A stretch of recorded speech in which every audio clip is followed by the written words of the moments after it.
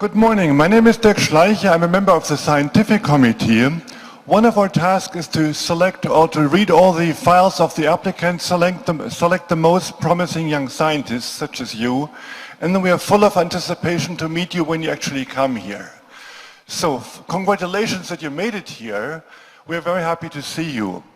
And this comes with a request. After the talks, we ask for questions. And we would like to especially hear questions from the young scientists. This is an event for you mostly. So please be active also in asking questions.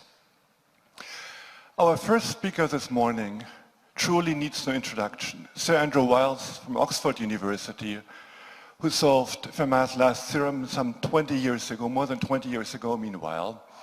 And the one thing that perhaps most of you have not experienced, this created a splash in the media, this created attention for mathematics in the public that at least I have never experienced before and never experienced after. A truly unique way of transporting mathematics not only to the scientific community, but to the public in general. It's a great pleasure and honor to introduce you, Sir Andrew Wiles. Thank you.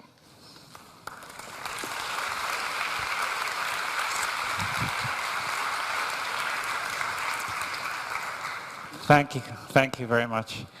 What I want to try and do is to explain why Fermat is important to mathematicians and not just to the rest of the world, why it's become more than just a very romantic story with a great beginning and, for me at least, a great end.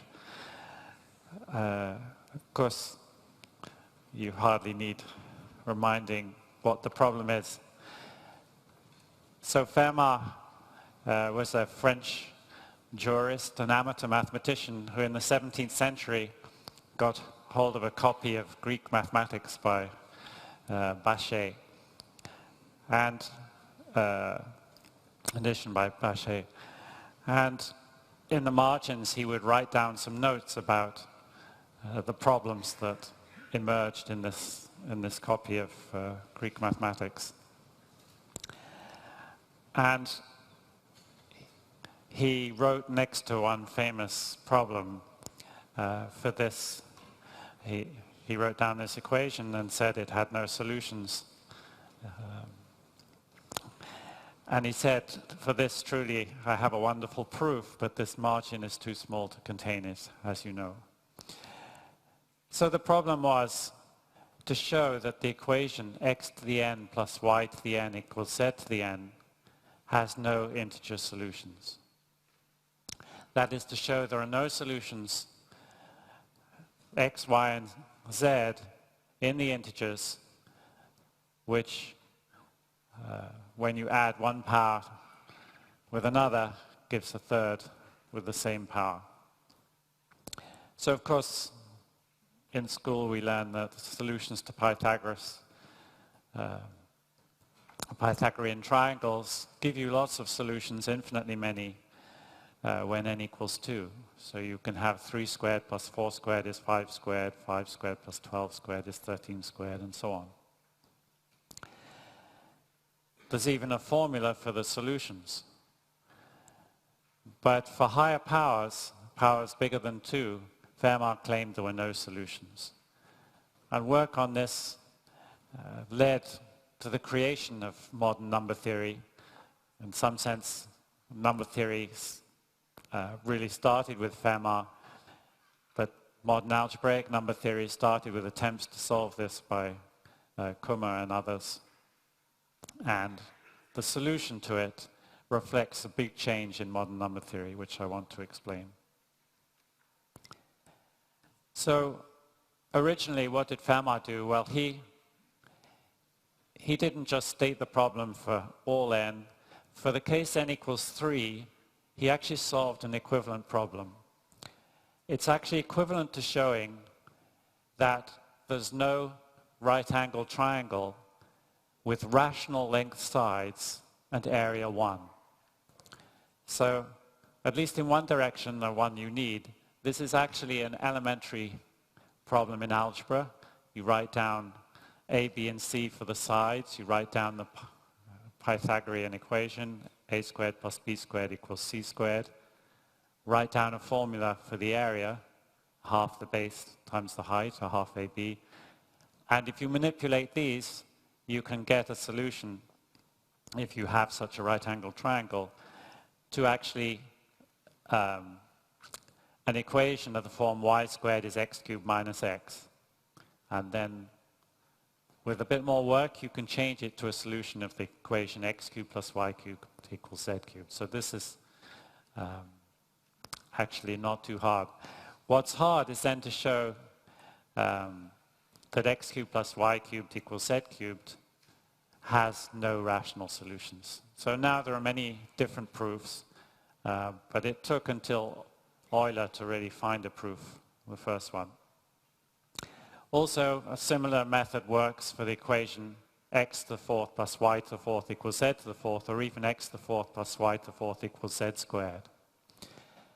And the method of proof that he used is called the method of infinite descent. So you assume that you have a solution, use that to construct in some ingenious manner a smaller solution.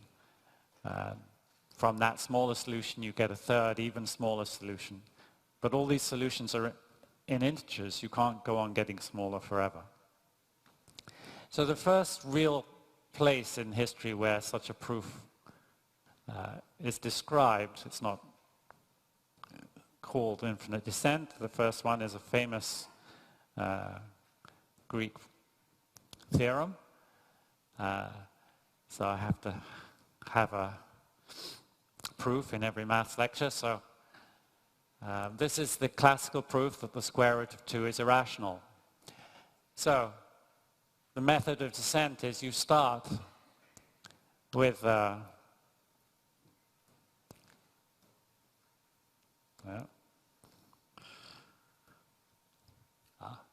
so you suppose you've got a solution. The square root of 2 is a over b with a and b integers.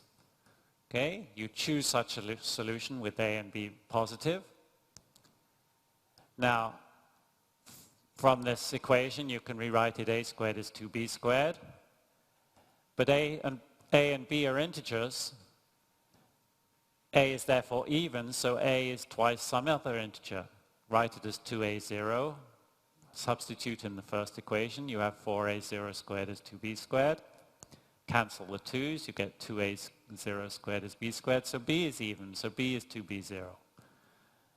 So rewrite this equation with b replaced by b0, so you get a0 squared is 2b0 squared. And that implies that the square root of 2 is a0 over b0. But now your a0 is smaller than a, so you found a new solution to the same equation with the a and the b now smaller.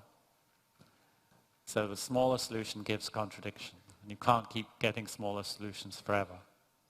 So of course I'm sure most of you have seen this proof before, not formulated as a solution in terms of infinite descent, which is the way Fermat did them, but that's exactly the method he used. And he used this to great effect. He solved a number of problems, but mathematics in those days was done in a rather different way. The rush to publish didn't occur. As far as I know, he only published one thing in mathematics, and he did it anonymously, so wouldn't have got him a job these days. But what he did was he wrote letters in the form of challenges to the English mathematicians, which they usually failed to solve. So, or at least not for a long time. Okay, so what about the general case? So after first 150 years, people were still trying it the same way. That is, you assume there's a solution and try to deduce from that a smaller solution, and say that ultimately you can't do that infinitely often. But what you need to do is you need to change your arithmetic. So instead of using the ordinary integers, you have to use more complicated integers, and what one uses is the integers where you adjoin a pth root of 1. So zeta here is the pth root of 1. And then when you do that, you can factor z to the p as a product of factors x plus zeta to the I, y. And the idea was that you have this elementary identity, x plus theta y times 1 plus theta minus this equals this. And it doesn't quite look like the original equation, not yet. But what you're going to try and do is to prove that each of these x plus theta y, x plus theta squared y, and x plus y are essentially themselves pth powers. Why would this be? Well, the reason is that in this equation, if you have a pth power, which is a product of factors, if that were ordinary arithmetic, if these factors had no common factor, then they themselves would have to be pth powers. That's by unique factorization. If you take a pth power like 6 cubed, you factor it into two numbers which are both, which are co-prime to each other, you could only do factor 6 cubed as 2 cubed times 3 cubed. It's the same here, so z to the p is the product of these factors. If they were relatively prime, they'd each be pth powers. Then putting it in here, you get an equation which is very nearly, so the pth power here times something minus the pth power here is something times the pth power. Now these somethings, 1 plus theta and zeta, look like they're causing you problem, but they're actually units, and you can show that they don't matter, and you actually would get a smaller solution. Well, so to do this, you need to study the arithmetic of these numbers where you adjoin a pth root of unity. And the particular things you need to study the units, that is things which have an inverse, so something times it equals 1. And you need to study what are called ideal class groups. So these measure something which unfortunately is the big obstacle here. So what's an ideal? So an ideal is a set that lies between the set of these integers and some multiple of them, and has the property that if you multiply by one of the integers, you stay in the set. Particularly simple kind of ideal, the principal ideals, which are multiples of one number. Okay, so you can then take a quotient of the ideals modulo the principal ideals, and this is known to be a finite group, a finite abelian group. And what happened was Kummer proved that the Fermat's last theorem is true if this group has order not divisible by p. The p is the same p in the x to the p plus y to the p equals z to the p. And moreover, he gave a formula for this order of this group, this class group. That is,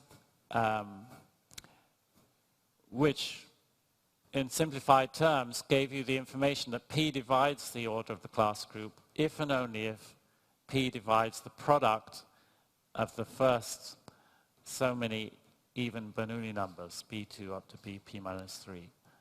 So Bernoulli numbers are defined as coefficients of this power series. You take t over the exponential t minus 1, write it as a power series, and that gives you Bernoulli numbers.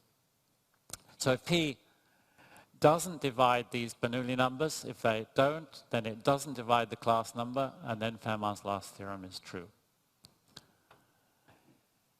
So why did one have to do this? Well, the problem is, in this previous equation, the problem is, I said, if this is a pth power, each of these will be pth powers if they're co-prime. That depends on unique factorization. That's a property of our arithmetic, which unfortunately never holds in general for these z zeta. So after I think P is 19 or something, it never happens again. So this is actually something we take for granted, unique factorization, something that actually was taken for granted for probably 1,500 years or something. It was used implicitly, but it wasn't till the late 18th, early 19th century it actually was written down properly. Okay, so that fails, and this measure, this ideal class group, measures the failure of unique factorization. And Kummer showed that if you could somehow confine this failure to primes away from P, then you could solve this problem. So for a very long period, in fact until 1985, this was the only way one was really trying to tackle Fermat's last theorem, by refining our information about these class groups, by proving more and more about Bernoulli numbers. But this method somehow never seemed to be approaching a conclusion. It was never going to actually defeat the problem. When I was when I finished being a student, I went to Harvard, and one of the first things I did was working with Mesa. We actually showed that you could describe the fine structure of this class group in great detail using these Bernoulli numbers, but it simply was not enough. In some sense, what we're doing in all this is we were using abelian mathematics, that is, using these fields, or these rings, Z of zeta, which are, come from abelian extensions of the rational numbers. And every field of mathematics, since the great discoveries of Abel and Galois in the early 19th century, every field of mathematics has had to make a kind of transition from abelian mathematics to non-abelian mathematics. So Abel and Galois laid down, as you know, understood the theory of polynomial equations, that equations of degree higher than the fifth, as Abel proved, can't in general be solved using radicals. And the understanding of this through Galois was that if you take at least a splitting field for the equation, if that the Galois group of that splitting field is not solvable, so it's not built out of abelian extensions, then you can't solve it by radicals. And the theory of equations was the first where this transition from abelian mathematics to non-abelian mathematics really took place. Each other field has had to do this. Now the problems in number theory, the abelian problems were basically solved by the 1950s. So the transition started then in full force to move to the non-abelian situation. So let me try and explain what that means. So the abelian situation is what's called class field theory. So the most elementary case is this classical one of roots of unity. So if you take a pth root of unity, so something that satisfies the equation x to the p minus 1 over x minus 1 equals 0, you get an extension of the rationals, qz to p, and its Galois group is z mod pz cross, which is an abelian group. And you can describe this group explicitly, so the Galois group, which sends one root, z to p, to the nth power of the same root. We could make that correspond to L mod p, and that's an isomorphism between the Galois group and z mod p z cross. In number theory, this is a very important construction, this relation of the Galois group to some canonically defined group like this. In this particular case, sigma L is an instance of what is called the Frobenius at L, and we usually write it Frob L. So the Galois group here is abelian. And the great theorem of one of the great theorems of the 19th century was that actually you get all abelian extensions of the rationals in this way from roots of 1, q zeta p over q. So at the turn of the 19th century, the big question was how do you get all other abelian extensions for other number fields? If you don't start with the rationals, how do you get the abelian extensions? So this was not at all obvious, and in Hilbert's great list of problems, some of the issues were raised there, and then during the first half of the 20th century, as I said, it was solved by Hilbert, Takagi, Artin, Hasse, and so on. So there's a great edifice in number theory. And basically, you can describe the abelian extensions of any number field, so that's all the extensions of that given number field where the Galois group is abelian, in terms of data from within the original field. So as an example, if you take the field generated over the rationals by the cube root of 2, what you're looking for is abelian extensions of that field. So, for example, class field theory tells you that there is an extension which I'll call FP, so it's because it's there's one for each P, each prime P, such that the Galois group of Fp over F is isomorphic to the integers of F, mod P times the integers of F, the multiplicative group of that, so you'll see that's a bit similar to Z mod P Z cross. Mod the image, well here we've got the image of the positive units, which doesn't really come in the Z mod P Z cross, where OF is the integers of Z cube root of 2 and OF plus cross the units. Okay, well this is a particularly simple example because the ideal class group of this Q cube root of 2 happens to be 1. In general it's a bit more complicated, but this is the basic structure in general. Okay, so that was class field theory, and as I say, this was ultimately solved by the 1950s and put in the modern form. So all attempts, in some sense, the attempts on Fermat had been based on this methods that used abelian extensions.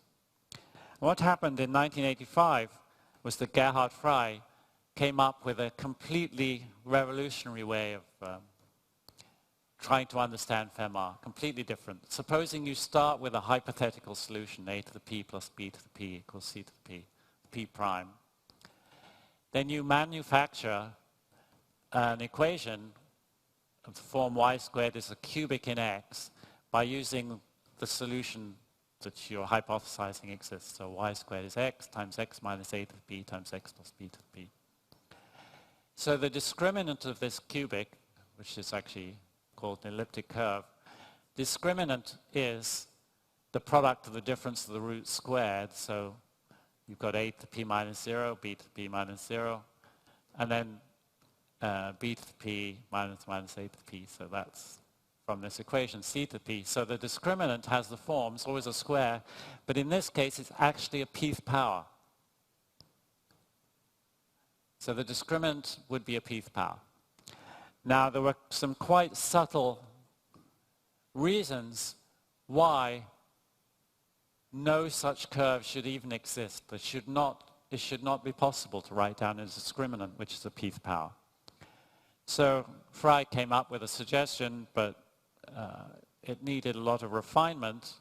Serre came up with a very precise refinement of this, which showed indeed there should not be such an elliptic curve. So before I get back to how this works, I just need to tell you a little bit more about these elliptic curves. So if you have an equation y squared is x cubed plus ax plus b, then the complex solutions to this actually form a group, at least if you put in a point at infinity, which looks like C mod a lattice lambda. Lambda is Z plus Z tau, where tau is some complex number like this. And so in terms of complex numbers, it's the region inside this parallelogram. And it's very easy to see from this structure that if you look at the points of order p to the n in this group, so the ones which multiplied by p to the n give 0, that as a group it's 2 copies of z mod p to the n, so z mod p to the n plus z mod p to the n.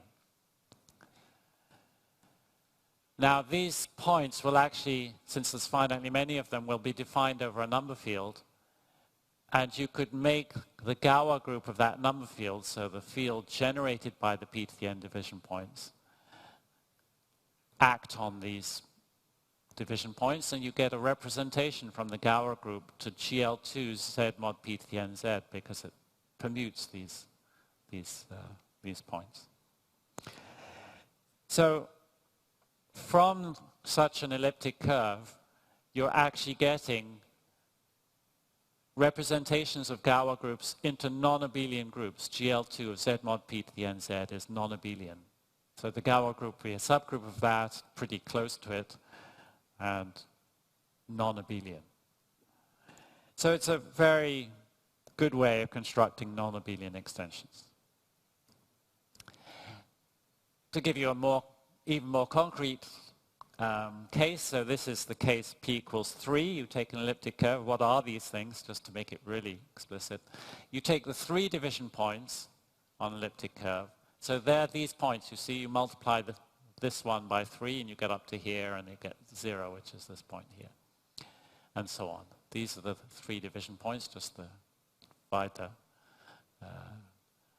the quotient C mod the lattice, that's a torus, up, and you get these 3 division points, Z mod Z mod 3Z squared, so 1, 2, 3, 4, 5, 6, 7, 8, 9. So algebraically, what are these points? They're actually the inflection points of the equation, of the curve, plus a 9th point at infinity. You can actually write this down in terms of algebra and compute points of inflection and the way one learns in high school. The coordinates generate a field,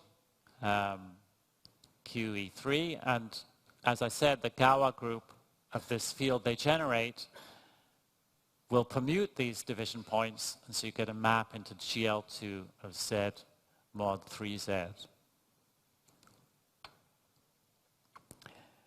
Now, GL2 of Z mod 3Z has a wonderful property for me, which was that it's a solvable group. It's very close to S4, the symmetric group on 4 elements. I'll come back to that in a moment. Okay, so what was this conjecture that was supposed to make the link between Fermat and elliptic curves? What's the key? So the key is this: modular forms. So they're functions which are invariant. They're sort of generalizations, if you like, of the exponential function. They're functions.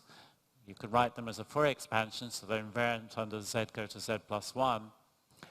But they're also invariant in a different way under the action of SL2Z, or at least for some subgroup of SL2Z, the ones with C divisible by some integer n. So they satisfy this property that f of AZ plus B over CZ plus D is CZ plus D squared times f of Z. And the conjecture, which was from the early 1960s, is that every elliptic curve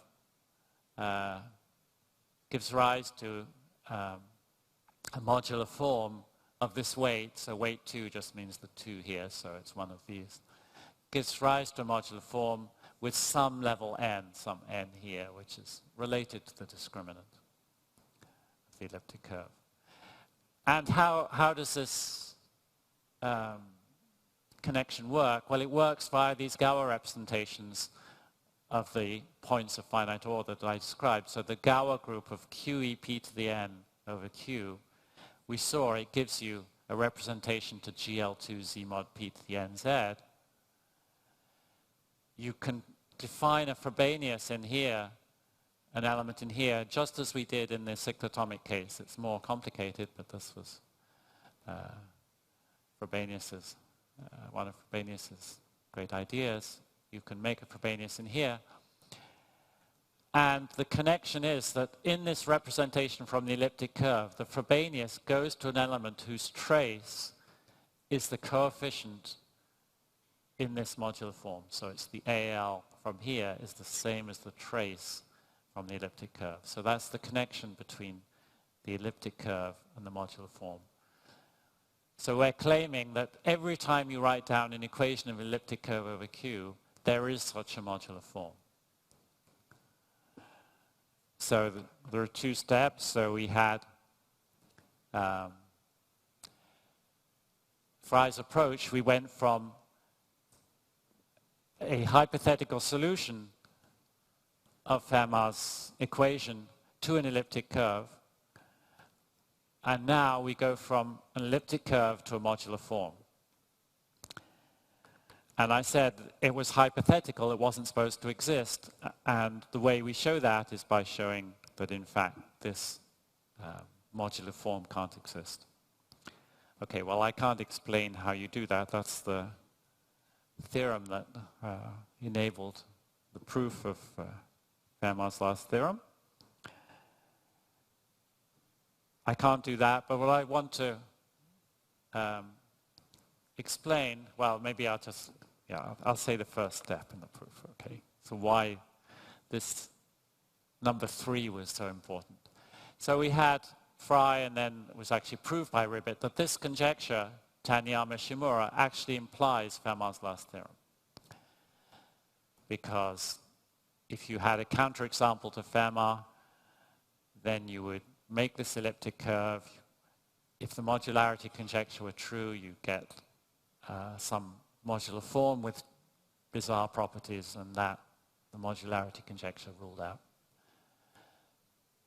That's what Ribbit showed. Okay, so the problem then was to prove the modularity conjecture.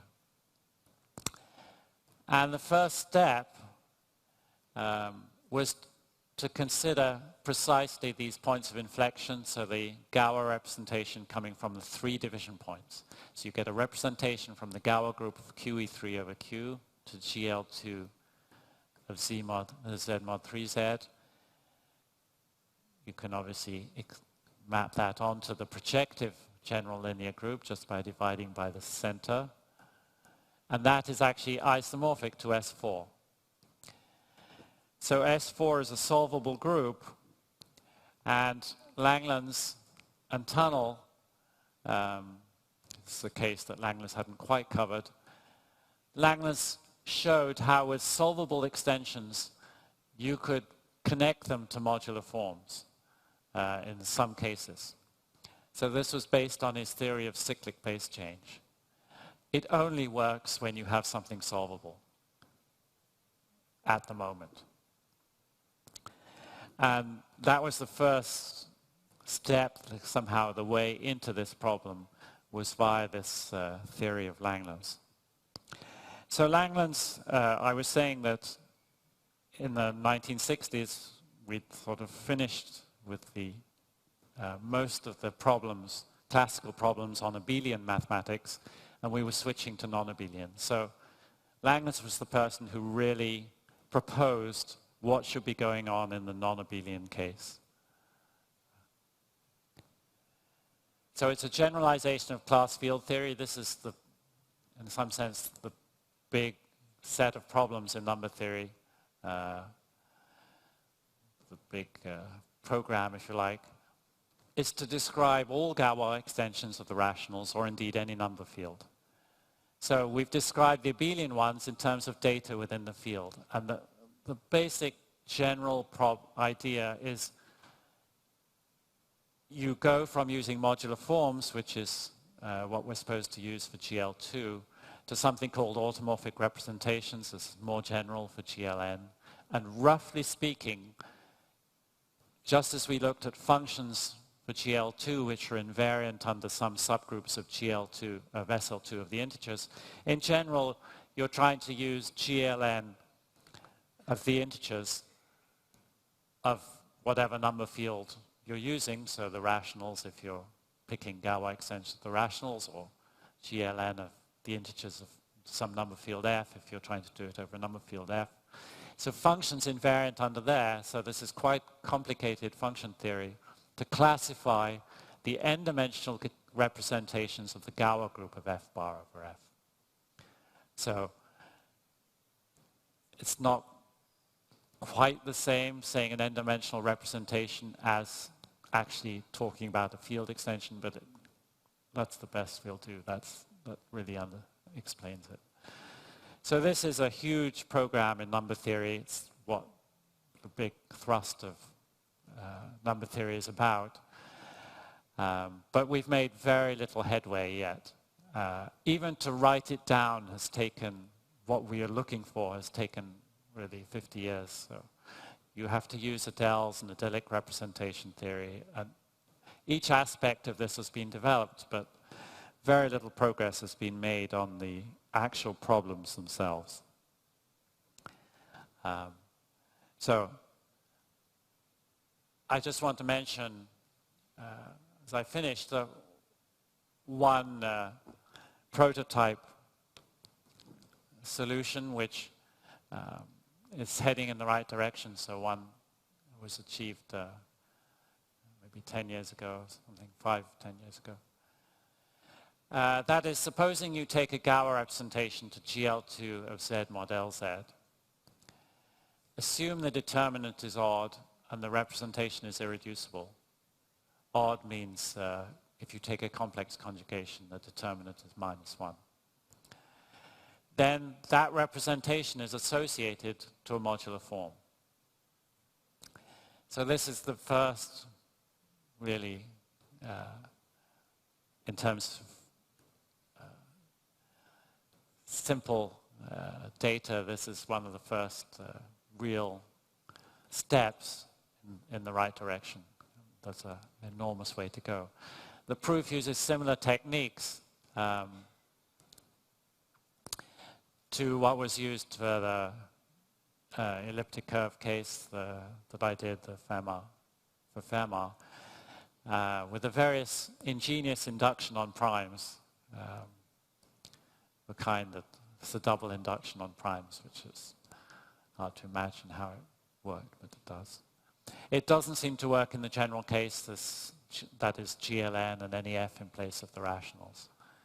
But this is where number theory is. It's trying to make this transition from understanding all abelian extensions of the rationals to understanding all Galois extensions of the rationals. And so far, we're just making the first tentative steps, but at least thanks to Langlands, we've somehow got a program. We understand what the answer should look like. Hopefully, some of you, the number theorists at least. But this is not just number theory. Langlands brought in automorphic functions using function theory, functional analysis even. Certainly uses algebraic geometry a lot, and the number theory. So anyone who wants to work in those fields, these are wonderful problems for the future, and I hope some of you will solve some of these problems. Thank you.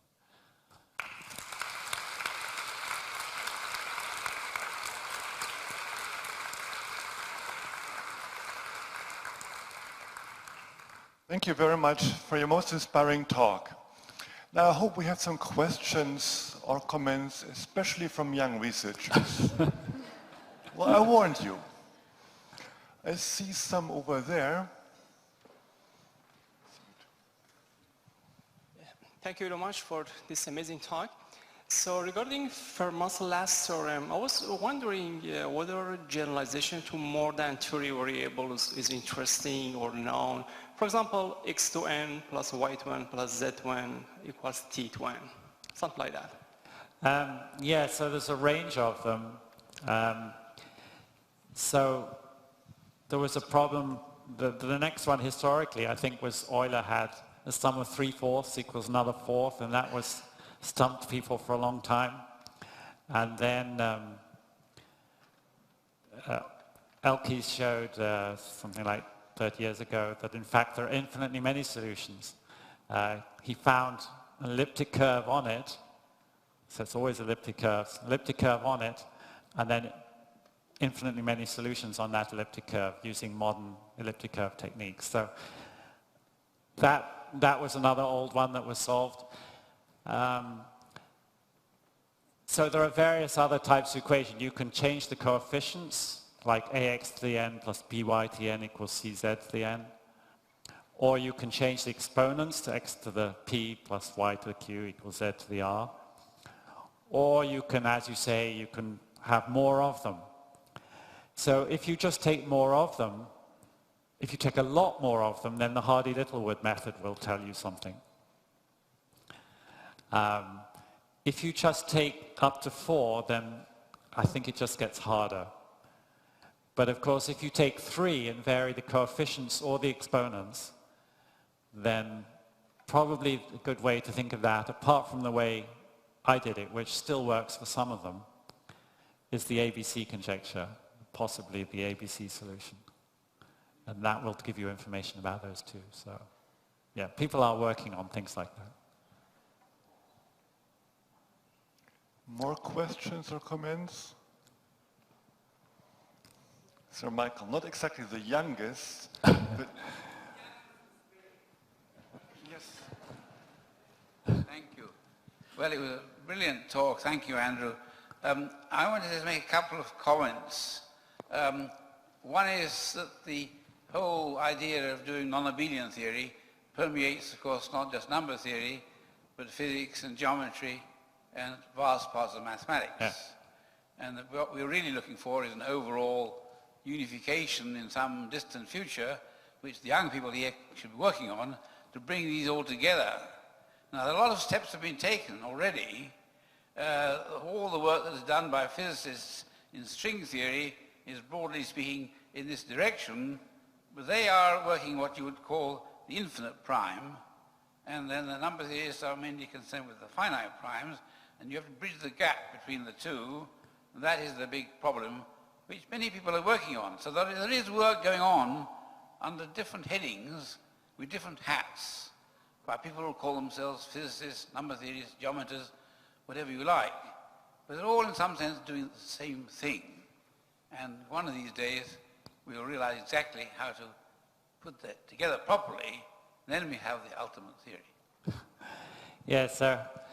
As I said, I think this all started with Abel and Galois, who did it for equations first. And every branch of mathematics, as I said, has to go through this transition. And I'm not saying, I think number theorists are actually probably quite late in the game, just because the abelian part was so hard. We couldn't even do that, and you really can't get going till you've done that. So yes, and of course the physicists are there too. But we've had this discussion before. When I gave a lecture, probably 25 years ago, Michael told me that the future, announced to the audience, the future of number theory was to be subsumed by physics. And I was a little taken aback by this, but it wasn't what I'd planned for my future. And happily for me, Kumran Vafa came up to me afterwards and said, "Don't worry about it, it's the other way around." So we'll see. Okay, just to do me a favor, one young scientist, please. There's several. Well, this side we haven't had a question from yet. Maybe I'm closer.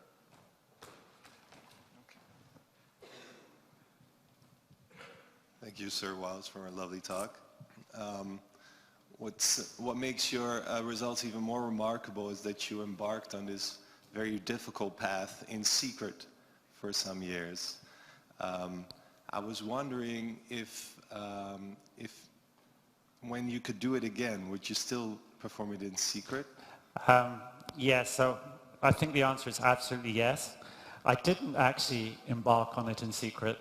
I actually did tell at least one or two people at the beginning, and it's like becoming, issuing a weather forecast on the BBC. I mean, they wanted an update every hour and a half. I realized it wasn't going to work. So the secrecy was very much to give myself peace to work on it.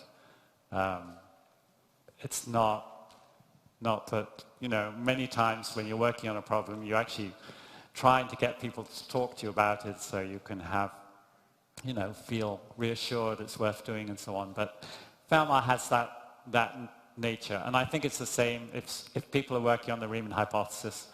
There's no point in telling people you're working on it because they'll just hound you. So it's that particular problem. Yeah. Yes, there was one more question over there. I would like to ask some advice on your experience rather than techniques. So I want to learn early day when you try to prove that. So because many problems in number theory are easy to be stated, but very hard to prove.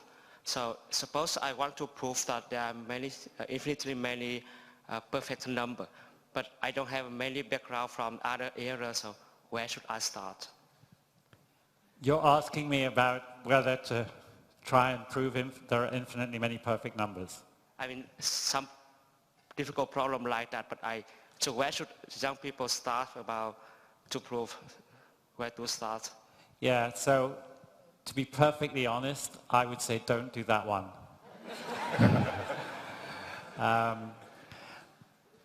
I'd say try and pick a problem. Yeah, pick a problem that really appeals to you, but pick one that has some structure. So even if you don't succeed, you will prove other things. You know, I worked on Fermat as a child because I just loved the problem. But when I became a professional mathematician, I thought it was irresponsible, and I tried not to. It was only really when the link was proved with Taniyama Shimura, then I knew it was responsible to work on it, because whether or not I got Fermat, Taniyama Shimura was a problem that had to be solved, was in the middle of mainstream of mathematics, lots of structure to it. I could prove other things even if I failed with Fermat.